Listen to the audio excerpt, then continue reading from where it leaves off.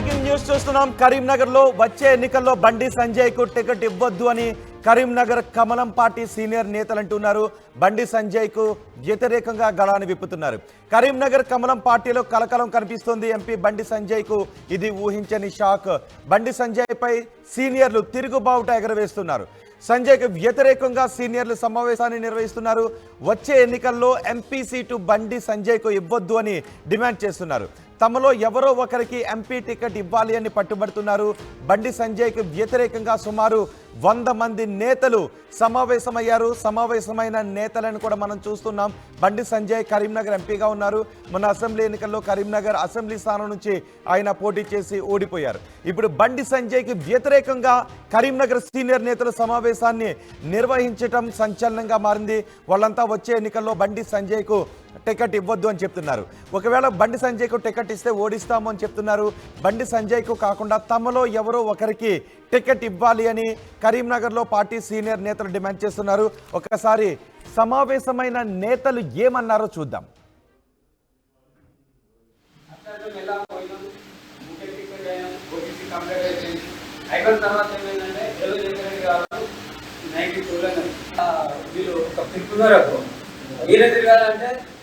నేను తిరిగిన కొద్ది తెలిసి అండర్ గ్రౌండ్ నుంచి అందరూ రాసుకుంటా అప్పుడు మాకు అర్థం కాక నేను కూడా అదే పని చేసి నేను ఉంటే తిన్నాను కాబట్టి దాన్ని కూడా ఒక 10-15 మంది అంటే అప్పుడు మొన్న పాపం మిత్రుడు రామ్ లాంటి వాడు మొన్న చనిపోయాడు.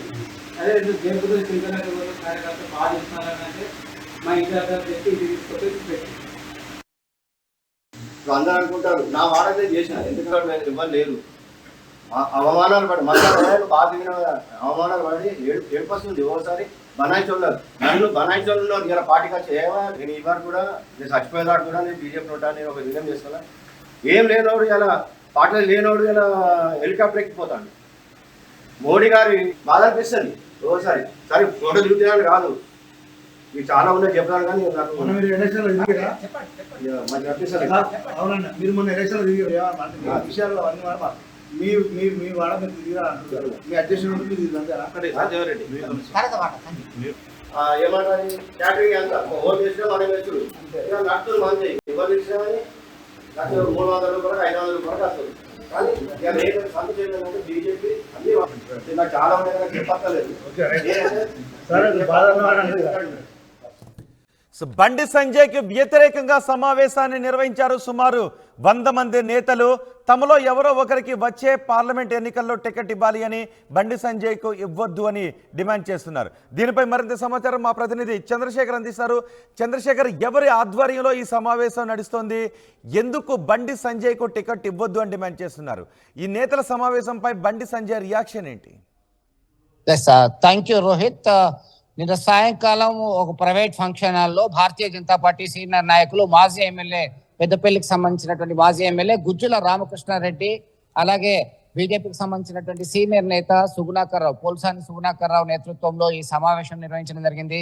ఉమ్మడి కరీంనగర్ జిల్లా వ్యాప్తంగా 13 అసెంబ్లీ నియోజకవర్గాలు ఉన్నాయి. 13 అసెంబ్లీ నియోజకవర్గాల నుంచి ప్రతి నియోజకవర్గం నుంచి కనీసం 5 చొప్పున అందరూ కూడా సమావేశానికి హాజరయ్యారు. తామంతా సీనియర్లము, చాలా కాలం నుంచి పార్టీ కోసము అన్ని వదులుకొని పార్టీ ప్రతిష్ట పెంచడానికి కొరకు, పార్టీ అభివృద్ధి కొరకు పనిచేశాము. అయితే తమరెవరిని కూడా పట్టించుకోవట్లేదు. బీజేపీ రాష్ట్ర అధ్యక్షునిగా ఉన్నటువంటి సమయంలో సైతం ఆయన పట్టించుకోనప్పుడు హైదరాబాద్ లో రాష్ట్ర వ్యాప్తంగా ఉన్నటువంటి అసమ్మతివాదులందరూ కూడా 2 సార్లు సమావేశమయ్యారు. దానిపైన అధిష్టానం సీరియస్ గా తీసుకున్నటువంటి అంశం విదితమే. అయితే తాజాగా కరీంనగర్ ఎంపీగా భారతీయ జనతా పార్టీ జాతీయ ప్రధాన కార్యదర్శిగా కొనసాగుతున్నటువంటి బండి సంజయ్ కుమార్ ఆయన ప్రవర్తన, వ్యవహార శైలి మాకు నచ్చట్లేదు, మమ్మల్ని ఎవరిని కూడా పట్టించుకోవట్లేదు, మనకు ప్రాధాన్యత ఇవ్వట్లేదు అని చెప్పేసి సీనియర్లు కినుక వహిస్తున్నటువంటి పరిస్థితి.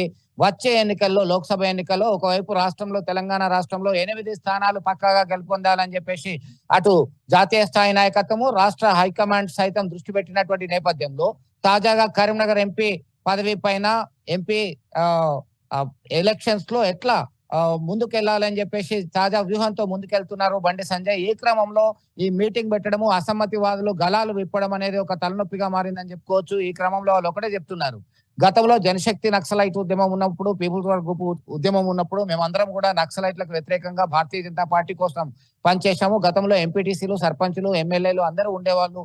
అయితే తాజాగా జరిగినటువంటి ఎన్నికల్లో కేవలం ఒక్క సీటు కూడా ఉమ్మడి కరీంనగర్ జిల్లాలో 13 సీట్లలో ఒకటి కూడా గెలిపించలేకపోయారు. దీనికి ప్రధానమైనటువంటి కారణం ఆయన యొక్క నిర్లక్ష్య వైఖరి వల్లనే పార్టీ ప్రతిష్ట దెబ్బతింది, పార్టీ దిగజారిపోతుంది అని చెప్పేసి ఆరోపణలు చేస్తున్నటువంటి పరిస్థితి ఉంది. మొత్తం మీద ఆయనకు కాకుండా మాలో ఎవరికైనా భారతీయ జనతా పార్టీ నుంచి కరీంనగర్ లోక్సభ అభ్యర్థిగా టికెట్ ఇవ్వాలని చెప్తున్నటువంటి పరిస్థితి. మొత్తం మీద బండి సంజయ్ ఇప్పటికే ఆ గతంలో సైతం ఆయన రెస్పాండ్ అయ్యారు. అదంతా కూడా జాతీయ స్థాయి నాయకత్వం చూసుకుంటుంది, తన పని తాను చేసుకోగలుగుతాను, పార్టీ ప్రతిష్ట కోసము, పార్టీ మనుగడ కోసం, అభివృద్ధి కోసం నిరంతరము శక్తి వంచన లేకుండా నేను కృషి చేస్తూనే ఉంటాను, పార్టీ కార్యకర్తలను నేతలను అందరినీ కలుపుకొని సమన్వయంతో పనిచేస్తూనే ఉన్నాను, అయినప్పటికీ కూడా అనేవాళ్ళు అంటేనే ఉన్నారు అనేటువంటి కోణంలో బండి సంజయ్ కు సంబంధించినటువంటి రియాక్షన్ గా చెప్పుకోవచ్చు.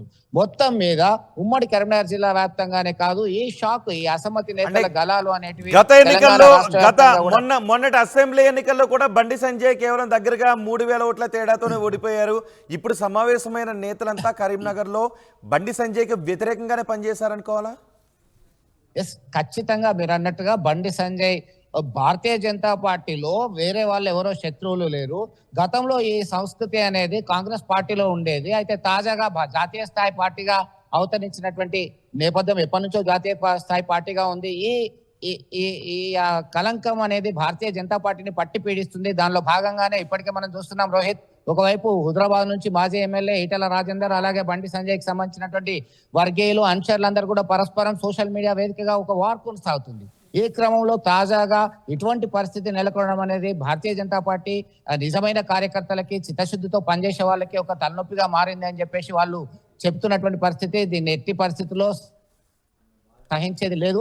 బండికి వ్యతిరేకంగా కూటమి కడుతున్న, బండికి వ్యతిరేకంగా సమావేశాలు నిర్వహిస్తున్న వాళ్ళతో బండి సంజయ్ ఏమన్నా మాట్లాడే అవకాశం ఉందా? కలుపుకుని వెళ్లే విధంగా ఏమన్నా ట్రై చేసే అవకాశం ఉందా? ఎస్, ఖచ్చితంగా రోహిత్, గతంలో ఉన్నటువంటి పరిస్థితిని ఒక్కసారి మనము దీన్ని రివ్యూ చేసుకున్నట్టయితే వాళ్ళతో మాట్లాడడానికి తాను సిద్ధము, అందరినీ కలుపుకోవడానికి సిద్ధము. తన వల్ల ఎవరికి నష్టం జరిగింది, తాను పార్టీ కోసం ఎక్కడ కూడా చిత్తశుద్ధితోనే పనిచేశాను తప్ప ఎక్కడ కూడా నేను నా ప్రవర్తనలో కానీ నా కమిట్మెంట్ లో కానీ లోపం లేకుండానే పనిచేశాను అనేటువంటి వైఖరితో సంజయ్ ఉన్నారు. సంజయ్ అభిమానులు, సంజయ్ కార్యకర్తలు కూడా దీనిపైన ఆగ్రహం వ్యక్తం చేస్తున్నటువంటి పరిస్థితి. ఇప్పటికే జాతీయ స్థాయి నాయకత్వానికి కూడా దీనిపైన ఫిర్యాదులు అందాయి. ఫిర్యాదు అందినటువంటి నేపథ్యంలో ఇట్లాంటి కార్యక్రమాలకి మీరు అవకాశం ఇవ్వద్దు, అసమ్మతి రాగాలు వినిపించద్దు. గతంలో చెప్పాము, మళ్ళీ తాజాగా చెప్తున్నాము, ఇది మంచి పరిణామం కాదు, పార్టీ ప్రతిష్టకి, పార్టీ అభివృద్ధికి ఇది ఆటంకంగా మారుతుంది అని చెప్పేసి ఆదేశాలు జారీ చేశారు. చూద్దాం మనం ఎట్లా ఉండబోతుంది. ఎందుకంటే రెండు వర్గాలుగా ఉన్నటువంటి నేపథ్యంలో ఒకవైపు భారతీయ జనతా పార్టీలో కీలకమైనటువంటి నేతగా, ఒక కార్పొరేటర్ స్థాయి నుంచి, సామాన్య కార్యకర్త స్థాయి నుంచి భారతీయ జనతా పార్టీ రాష్ట్ర అధ్యక్షుడిగా, జాతీయ స్థాయి ప్రధాన కార్యదర్శిగా ఇంతింతై ఎదిగినటువంటి సంజయ్ కి వ్యతిరేకంగా ఇవన్నీ పావులు కలుపుతున్నటువంటి నేపథ్యంలో దానిలో ఎంతవరకు వాస్తవం ఉంది, నిజంగా సంజయ్ దగ్గర ఏమన్నా లోపాలు ఉన్నాయా, ఉంటే సంజయ్ కి కూడా చెప్పడానికి సిద్ధమని జాతీయ స్థాయి హైకమాండ్ భావిస్తున్నటువంటి తరుణంలో ఇక్కడ నేను సైతం నా లోపాలు ఉంటే సరి చేసుకుంటా అని చెప్పేసి ఖచ్చితంగా స్పష్టమైన వైఖరితో సంజయ్ ఉన్నటువంటి పరిస్థితి. మరొక వైపు ఊరికే అన్ని పదవులు ఆయనకే కావాలా, ఎంపీ పదవి మీకు పోటీ చేస్తాం, మాకు అవకాశం ఇవ్వండి సీనియర్లం అని చెప్పేసి చెప్తున్నటువంటి పరిస్థితి ఇతర అసమ్మతి నేతలకు సంబంధించి చెప్పుకోవచ్చు Rohit. Right, thank you Chandrasekhar. Karimnagar కమలం పార్టీలో కలకలం మొదలైంది. ఎంపీ బండి సంజయ్కి ఇది ఊహించని షాక్. బండి సంజయ్ పై సీనియర్లు అక్కడ తిరుగుబావుట ఎగరవేసిన పరిస్థితి కనిపిస్తోంది. సంజయ్కి వ్యతిరేకంగా సీనియర్లు సమావేశాన్ని నిర్వహించారు.